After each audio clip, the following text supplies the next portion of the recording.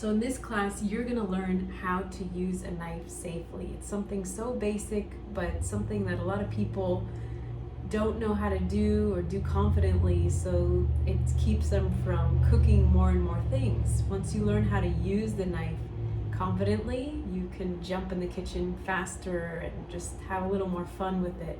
So in this class, you're gonna learn how to cut an onion, carrots, celery, learn what does mirepoix and mise en place mean as ways to help you get organized in the kitchen, and then how to hold a knife and how to use those different chops like mince, small chop, julienne to make our beautiful minestrone soup with the knife skills that we use.